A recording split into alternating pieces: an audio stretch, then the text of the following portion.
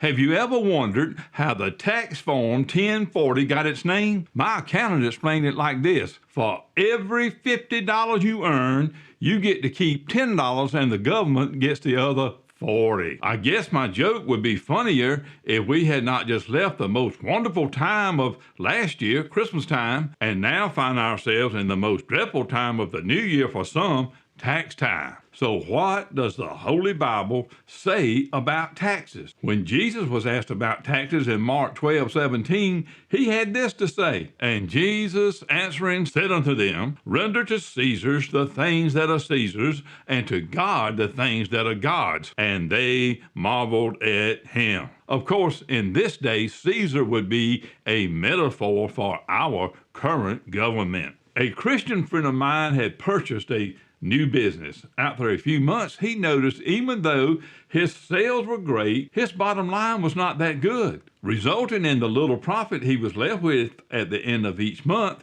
was hardly enough to keep his dream of working for himself afloat. Now, this friend had many years of previous experience in the same type of business, but his experience was as a hands-on customer service sort of worker. He was never involved with the business end of the company. So, with that knowledge, my friend decides to take his dilemma to his banker, of whom he also considered a personal friend. It's always good to have a banker as a personal friend. Remember that. Of course, I will be happy to help you in any way I can, his friend, the banker replied. But first, I will need to take a look at your book. Then, as requested, my friend dropped off his books at his banker friend's office the very next day. A couple of days passed, then he gets a call from the banker asking him to drop by at his earliest convenience. Well, the banker said after having my friend take a seat, I see a lot of good things in your books.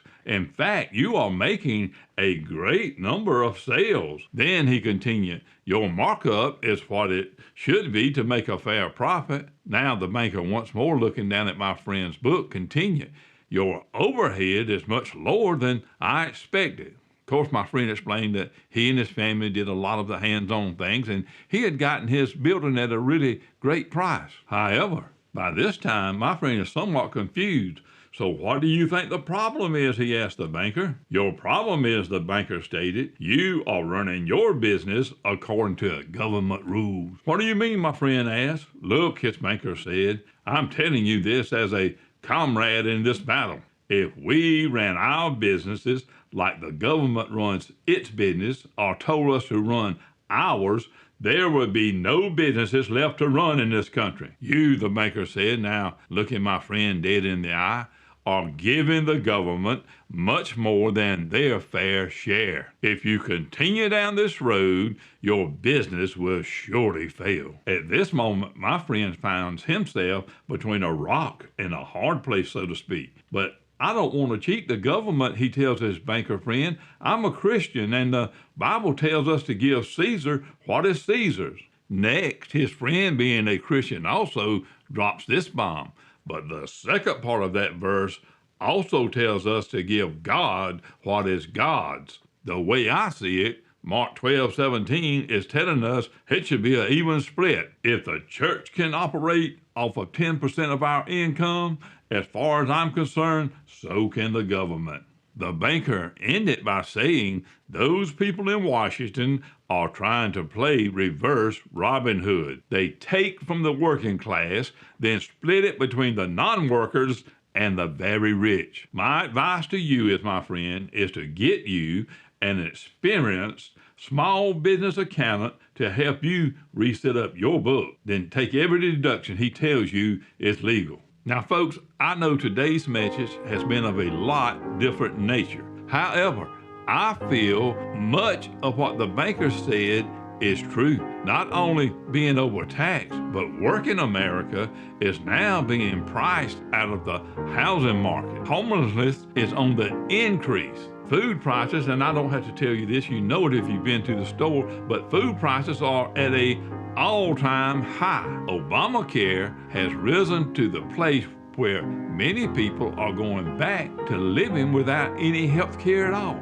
Even at a tax rate of 37%, which history shows no country has ever survived, which taxed its citizens over 25%, never in history. But even at 37%, Caesar has no plan in place to ease this crisis. Plans for housing illegals? Yes.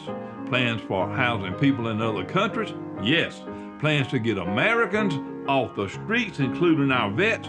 No. Friend, if I sound upset with the direction our country is headed, it's because I am. Hopefully, other ministers across this nation will join me. Some seems to have forgotten, or maybe they never knew, but it was ministers upset with their country who founded this nation to begin with. And it will be ministers who get their congregations so upset they too will get involved in changing the course we now find our nation on. And hopefully they do it before it's too late. Folks, in all sincerity, we need to pray for our country, pray for affordable housing, pray for the hungry, pray for the sick.